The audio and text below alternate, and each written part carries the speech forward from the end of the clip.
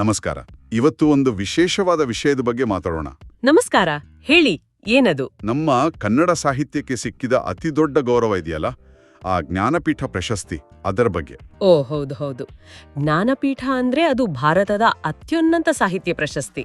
ಹೌದು, 1961ನಲ್ಲಿ ಶುರುವಾಗಿದ್ವಲ್ವಾ? ಹೌದು, ಭಾರತೀಯ ಜ್ಞಾನಪೀಠ ಟ್ರಸ್ಟ್ನಿಂದ ಭಾರತೀಯ ಭಾಷೆಗಳ ಶ್ರೇಷ್ಠ ಕೃತಿಗಳಿಗೆ ಕೊಡ್ತಾರೆ ಪ್ರತಿ ವರ್ಷ. ಇಲ್ಲಿ ನಮ್ಮ ಕನ್ನಡದ್ದು ಒಂದು ಹೆಮ್ಮೆ ಇದೆ ನೋಡಿ. ಖಂಡಿತವಾಗಿಯೂ. ಏನು ಹೇಳಿ? ಇಲ್ಲಿವರೆಗೂ ಅಂದ್ರೆ 2023ವರೆಗೂ ಸೇರಿಸಿದ್ರೆ 8 ಪ್ರಶಸ್ತಿಗಳು ಬಂದಿವೆ ಕನ್ನಡಕ್ಕೆ. 8? ಹೌದು, ಇದು ಹಿಂದಿ ಬಿಟ್ರೆ ಅತಿ ಹೆಚ್ಚು ಅಲ್ವಾ? ಅದೇ, ಇದು ಕೇವಲ ಸಂಖ್ಯೆ ಅಲ್ಲ, ಇದು ನಮ್ಮ ಭಾಷೆಯ, ನಮ್ಮ ಸಾಹಿತ್ಯದ ಒಂದು ಗುಣಮಟ್ಟಕ್ಕೆ, ಆ ಶಕ್ತಿಗೆ ಸಿಕ್ಕ ಒಂದು ಮನ್ನಣೆ. ಇದೊಂದು ದರ್ಜೆ ಇದ್ದಾಗೆ. ನಿಜ ನಿಜ. ಒಂದು ಬಹುಮಾನ ಅನ್ನೋದಕ್ಕಿಂತ ಹೆಚ್ಚಾಗಿ ಇದೊಂದು ಸ್ಥಾನಮಾನ. ಸೊ ಇವತ್ತು ಆ 8 ದಿಗ್ಗಜರು, ಅವರ ಕೊಡುಗೆಗಳ ಬಗ್ಗೆ ಸ್ವಲ್ಪ ಆಳವಾಟಿ ನೋಡೋಣ, ನಮ್ಮ ಮೂಲಗಳ ಆಧಾರದ ಮೇಲೆ. ಖಂಡಿತ. ಶುರು ಮಾಡೋಣ. ಮೊದಲಿಗರು ಯಾರು? ನಮ್ಮ ರಾಷ್ಟ್ರಕವಿ ಕುವೆಂಪು. ಹೌದು, ಕುವೆಂಪು 1967ರಲ್ಲಿ ಶ್ರೀರಾಮಾಯಣ ದರ್ಶನಂ ಮಹಾಕಾವ್ಯಕ್ಕೆ ಆಹಾ, ಕನ್ನಡಕ್ಕೆ ಮೊದಲ ಜ್ಞಾನಪೀಠ. ಅದು ಒಂದು ರೀತಿ ಇತಿಹಾಸ ಸೃಷ್ಟಿಸಿದ ಕ್ಷಣ.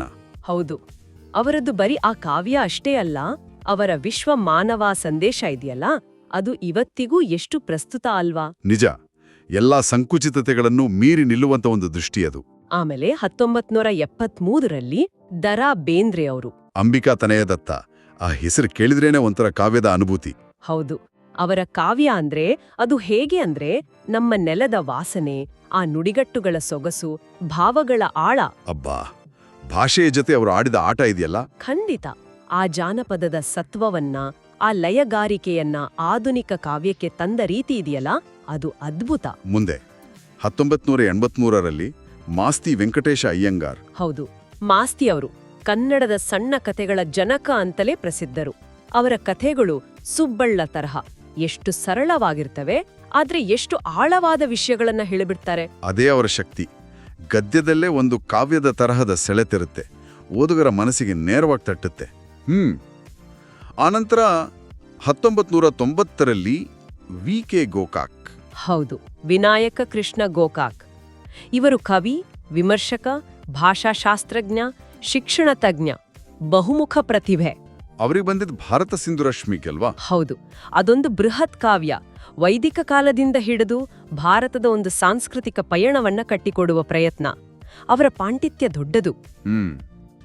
ಅವರ ನಂತರ 1994ರಲ್ಲಿ ಯು.ಆರ್. ಅನಂತಮೂರ್ತಿಯವರಿಗೆ. ಅನಂತಮೂರ್ತಿಯವರು ನವ್ಯ ಸಾಹಿತ್ಯದ ಪ್ರಮುಖ ಹೆಸರು. ನವ್ಯ ಅಂದ್ರೆ ಸ್ವಲ್ಪ ವಿವರಿಸ್ತೀರಾ? ಅಂದ್ರೆ ಅದು ಆಧುನಿಕ ಬದುಕಿನ ಜಟಿಲತೆಗಳು, ವ್ಯಕ್ತಿಯ ಅಂತರಂಗದ ತುಮುಲಗಳು, ಆಮೇಲೆ ಸಮಾಜದಲ್ಲಿನ ಡೊಂಕುಗಳನ್ನ ಪ್ರಶ್ನಿಸುವ ಒಂದು ಸಾಹಿತ್ಯ ಚಳುವಳಿ. ಓ, ಅವರ ಸಂಸ್ಕಾರ. ಹೌದು, ಸಂಸ್ಕಾರ ಕಾದಂಬರಿ ಒಂದು ದೊಡ್ಡ ಸಂಚಲನವನ್ನೇ ಉಂಟು ಮಾಡಿತು. ಸಂಪ್ರದಾಯ, ವ್ಯಕ್ತಿ ಸ್ವಾತಂತ್ರ್ಯ, ನೈತಿಕತೆ, ಈ ಎಲ್ಲ ಪ್ರಶ್ನೆಗಳನ್ನ ಬಹಳ ತೀವ್ರವಾಗಿ ಕೇಳಿತು. ಅರ್ಥ ಆಯಿತು. ಮುಂದೆ 1998ರಲ್ಲಿ ಗಿರೀಶ್ ಕಾರ್ನಾಡರು. ಆಹಾ, ಕಾರ್ನಾಡರು ನಾಟಕಕಾರರಾಗಿ, ನಟರಾಗಿ, ನಿರ್ದೇಶಕರಾಗಿ ಎಲ್ಲರಿಗೂ ಗೊತ್ತಿರುವ ಹೆಸರು. ಅವರ ನಾಟಕಗಳು ಯಯಾತಿ, ತುಗ್ಲಕ್. ಹೌದು, ಹಯವದನ, ತಲೆದಂಡ, ಇತಿಹಾಸ, ಪುರಾಣಗಳನ್ನ ಬಳಸ್ಕೊಂಡು ಸಮಕಾಲೀನ ಸಮಸ್ಯೆಗಳನ್ನ, ಮನುಷ್ಯ ಸಂಬಂಧಗಳ ಆಳವನ್ನ ಅವರು ತೋರಿಸಿದ ರೀತಿ ಇದೆಯಲ್ಲ, ಅದ್ಭುತ. ಅವರ ನಾಟಕಗಳಿಗೆ ಜಾಗತಿಕ ಮನ್ನಣೆಯೂ ಬಂತು. ನಿಜ. ಆಮೇಲೆ 2010ರಲ್ಲಿ ಚಂದ್ರಶೇಖರ ಕಂಬಾರರು. ಅವರ ಕೃತಿಗಳಲ್ಲಿ ಜಾನಪದದ ಅಂಶಗಳು ಗಾಢವಾಗಿರ್ತವೆ. ಹೌದು, ನಾಟಕಗಳಾದ ಸಿರಿಸಂಪಿಗೆ, ಜೋಕುಮಾರಸ್ವಾಮಿ, ಎಲ್ಲದರಲ್ಲೂ ಆ ಒಂದು ದೇಸಿ ಸೊಗಡಿರುತ್ತೆ. ಖಂಡಿತ. ಅವರು ನಾಟಕ, ಕಾವ್ಯ, ಕಾದಂಬರಿ ಎಲ್ಲ ಪ್ರಕಾರಗಳಲ್ಲೂ ಕೆಲಸ ಮಾಡಿದ್ದಾರೆ. ಆ ಜಾನಪದ ಲೋಕವನ್ನ, ಅಲ್ಲಿನ ನಂಬಿಕೆಗಳನ್ನ, ಆಚರಣೆಗಳನ್ನ ಆಧುನಿಕ ಸಂವೇದನೆಗಳ ಜೊತೆ ಬೆಸೆಯೋದು ಅವರ ವಿಶೇಷತೆ. ಭಾಷೆ ಕೂಡ ವಿಶಿಷ್ಟವಾಗಿರುತ್ತೆ.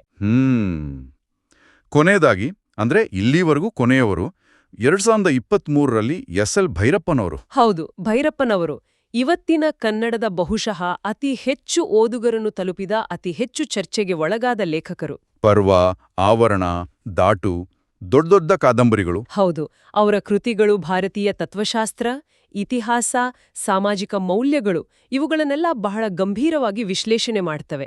ಮತ್ತು ಸಾಕಷ್ಟು ಚರ್ಚೆಗಳನ್ನು ಹುಟ್ಟುಹಾಕಿವೆ ಅಲ್ವಾ? ಹೌದು, ಖಂಡಿತ. ಅದು ಆರೋಗ್ಯಕರ ಚರಿದಾರಿ ಮಾಡಿಕೊಡುತ್ತೆ. ಒಟ್ಟಿನಲ್ಲಿ ಈ 8 ಮಂದಿ ದಿಗ್ಗಜರು 8 ಪ್ರಶಸ್ತಿಗಳು ಇದು ಕೇವಲ ವೈಯಕ್ತಿಕ ಸಾಧನೆ ಅಲ್ಲ ಅನ್ನಿಸ್ತೆ. ಖಂಡಿತ ಅಲ್ಲ. ಇದು ಇಡೀ ಕನ್ನಡ ಭಾಷೆಗೆ, ನಮ್ಮ ನಾಡಿಗೆ, ನಮ್ಮ ಸಾಹಿತ್ಯ ಪರಂಪರೆಗೆ ಸಿಕ್ಕಿದ ಒಂದು ರಾಷ್ಟ್ರೀಯ ಮಟ್ಟದ ಗೌರವ. ಹೌದು, ಕನ್ನಡದ ಶಕ್ತಿ ಎಂಥದ್ದು ಅಂತ ತೋರಿಸ್ಕೊಟ್ಟಿದೆ. ನಿಜ.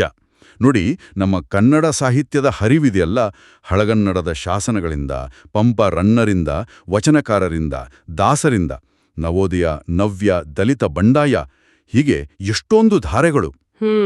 ಇದೆಲ್ಲ ಸೇರಿ ಹರಿದು ಬಂದ ನದಿ ಜ್ಞಾನಪೀಠದಂತಹ ಶಿಖರಗಳನ್ನು ಮುಟ್ಟಿದೆ. ಇದು ನಮ್ಮ ಜ್ಞಾನ, ಭಾವ ಮತ್ತು ನಮ್ಮ ಭಾಷೆಯ ಒಟ್ಟು ಸಾಮರ್ಥ್ಯವನ್ನು ತೋರಿಸುತ್ತೆ. ತುಂಬಾ ಚೆನ್ನಾಗಿ ಹೇಳಿದ್ರಿ. ಇಷ್ಟೆಲ್ಲ ಹೆಮ್ಮೆಯ ವಿಚಾರಗಳನ್ನ ಮಾತಾಡಿದ್ವಿ. ಈಗ ಕೇಳುಗರು ಸ್ವಲ್ಪ ಯೋಚನೆ ಮಾಡಕ್ಕೆ ಒಂದು ಪ್ರಶ್ನೆ ಕೇಳೋಣವೇ? ಖಂಡಿತ ಕೇಳಿ. ಈಗ ನೋಡಿ, ಕನ್ನಡ ಎಲ್ಲಾ ಕಡೆ ಇದೆ ಅಂತ ಹೇಳ್ತೀವಿ, ನಮ್ಮ ಬದುಕಲ್ಲಿ ಹಾಸುಹೊಕ್ಕಾಗಿದೆ. ಆದ್ರೂ ಸಮಾಜದಲ್ಲಿ ಅದರ ಒಂದು ಪ್ರಭಾವ, ಅದರ ಧ್ವನಿ ಇದೆಯಲ್ಲ, ಅದು ಮೊದಲಿಗಿಂತ ಸ್ವಲ್ಪ ಕಡಿಮೆ ಆಗ್ತಿದ್ಯಾ? ಆಳವಾದ ಪ್ರಶ್ನೆ. ಕನ್ನಡ ಎಲ್ಲೆಡೆ ಇರುವಾಗ ಅದರ ಧ್ವನಿ ಕೇಳಿಸುವುದು ಯಾಕೆ ಕೆಲವೊಮ್ಮೆ ಕಷ್ಟ ಆಗ್ತಿದೆ, ಇದರ ಬಗ್ಗೆ ನಮ್ಮ ಕೇಳುಗರು ಯೋಚಿಸಬಹುದಲ್ವಾ? ಹೌದು, ಖಂಡಿತವಾಗಿಯೂ ಯೋಚಿಸಬೇಕಾದ ವಿಷಯ.